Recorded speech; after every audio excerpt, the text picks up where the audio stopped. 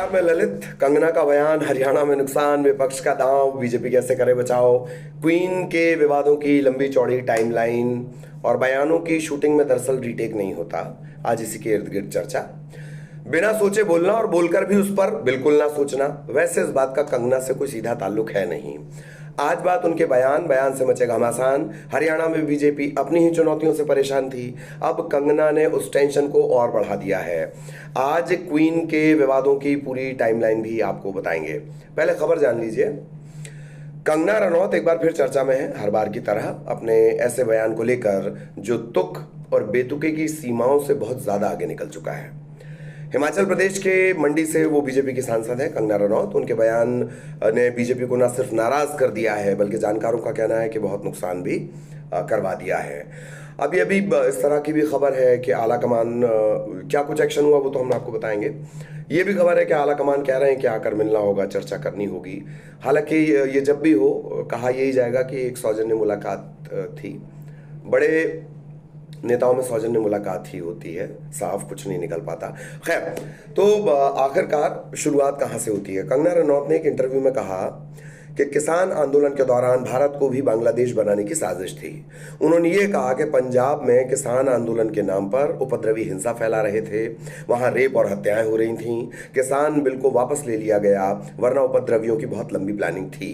वो देश में कुछ भी कर सकते थे, और अगर जो शीर्ष नेतृत्व है वो मजबूत नहीं होता तो स्थितियां वैसी ही होती जैसी बांग्लादेश में हुआ। वो यहां भी होने में देर नहीं लगती, क्योंकि इसके पीछे चीन, अमेरिका जैसे देशों का हाथ था। कंगना रनौत के इस बयान को विपक्ष ने हाथों हाथ लपक लिया और फिर इसे सीधे किसानों के अपमान से जोड़ दिया गया। कांग्रेस से एक कदम आगे निकली आम आदमी पार्टी। आम आदमी पार्टी ने तो ये सवाल कर दिया, आम आदमी पार्टी की तरफ से सवाल आया, बयानों के सिलसिले चल रहे हैं इस पे। आम आदमी पार्टी की तरफ से सवाल आया कि बीजेपी अन्नदाता से इतनी नफरत करती क्यों है। कंगना रनौत का ये बयान बीजेपी की मानसिकता को दर्शाता है। इधर कांग्रेस के नेता रणदीप सुरजेवाला ने ट्वीट कर सवाल पूछ लिया कि आखिर बीजेपी को देश के अन्नदाता से इतनी नफरत क्यों है।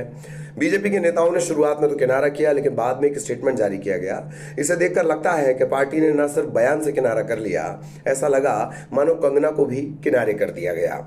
स्टेटमेंट में कहा गया कि कंगना रनौत का ये जो बयान है, ये पार्टी की राय नहीं है, ये उनका निजी बयान है, निजी मत है। पार्टी की तरफ से बीजेपी के नीतिगत विषयों पर बोलने के लिए कंगना रनौत को ना तो अनुमति है और ना ही वो इसके लिए अधिकृत हैं। बहुत ध्यान से इन शब्दों को सुनिएगा कि ना तो उनको अनुमति है और ना वो इसके लिए अधिकृत हैं। कंगना रनौत को भी यह निर्देश दिया गया कि वो भविष्य में इस तरह के बयान ना दें। बीजेपी भले डैमेज कंट्रोल में जुट गई है, लेकिन तब तक विपक्ष की बल्ले बल्ले हो चुकी थी। बात पंजाब के किसानों की थी, सियासत हरियाणा की गर्म हो गई। भाई, किसान तो किसान है। कांग्रेस पार्टी का कहना है कि हरियाणा के किसान बीजेपी को सबक सिखाएंगे। कांग्रेस कह रही है कि किनारा काफी नहीं है, कंगना को पार्टी से निकाला जाए। कांग्रेस से सुप्रिया श्रीनेत ने बीजेपी से सवाल किया कि वो अमेरिका और चीन की भूमिका के बारे में बताए।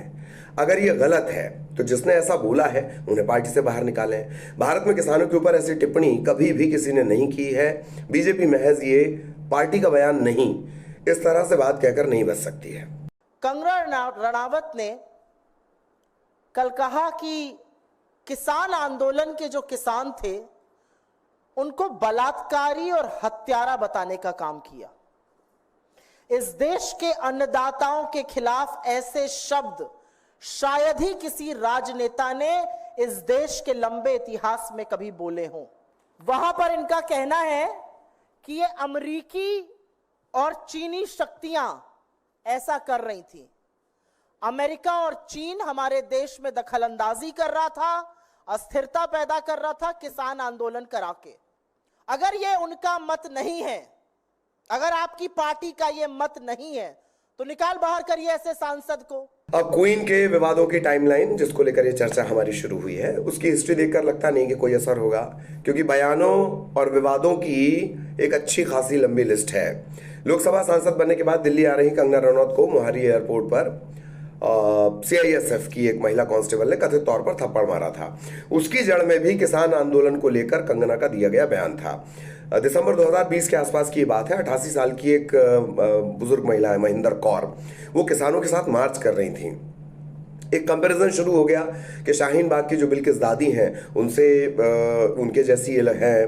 कंगना रनौत ने बिल्किस और महेंद्र कौर दोनों की तस्वीर एक साथ ट्वीट करते हुए तंज कसा, हा ये वही दादी है जिन्हें टाइम मैगजीन की 100 सबसे प्रभावशाली व्यक्तियों की लिस्ट में शामिल किया गया है और ये 100 रुपए में उपलब्ध हैं।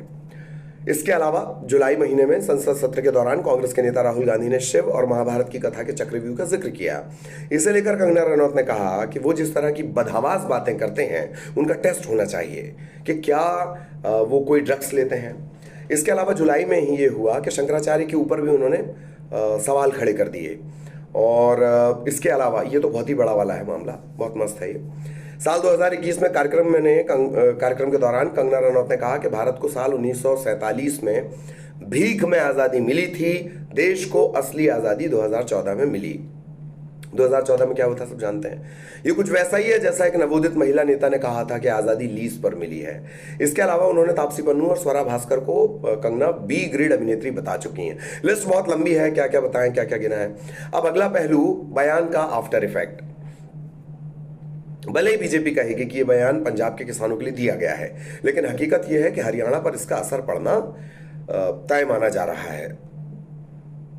हरियाणा में वैसे भी जो बीजेपी है वो चहुओर चुनौतियों का सामना कर रही है। मसलन सिलसिलेवार में आपको बताता हूं, 3 नए कृषि कानूनों के विरोध का जो मुख्य केंद्र रहा वो हरियाणा पंजाब रहा। तत्कालीन मुख्यमंत्री खट्टर को भी विरोध का सामना करना पड़ा। ऐसे ऐसे पोस्टर लगे बीजेपी की नो एंट्री।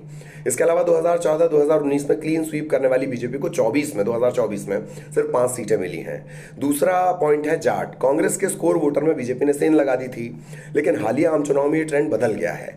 इसके अलावा महिला पहलवानों के साथ शोषण का मुद्दा और फिर जो सियासी तमाशा हुआ वो लोग नहीं भूले हैं। तीसरा महत्वपूर्ण पॉइंट है अग्निवीर। हरियाणा से बड़ी संख्या में युवक सेना में जाते हैं। सेना और हरियाणा का एक जज्बाती रिश्ता है। इन चुनाव में अग्निवीर एक बड़ा मुद्दा है। अग्निवीर के खिलाफ यहाँ आंदोलन भी हुए थे और सबसे जरूरी पॉइंट जो है वो है एंटी इनकम्बेंसी। 2014 से बीजेपी यहाँ सत्ता में है। अब यही वजह है एंटी इनकम्बेंसी कि लोकसभा चुनाव से पहले खट्टर को हटाकर नायब सैनिकों को कमान दी गई और इन सब के बीच अब आ गया है कंगना का बयान।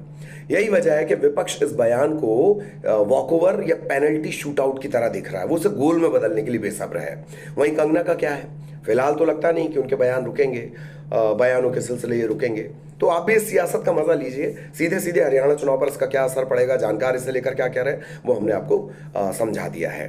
तो इस वीडियो में इतना ही, लेकिन आप हमें कमेंट्स में बता सकते हैं क्या आप देखना चाहते हैं, क्या आपको बेहतर लगता है। आलोचनाएं भी आपकी आमंत्रित है, साफ सुथरी आलोचनाएं। नमस्कार।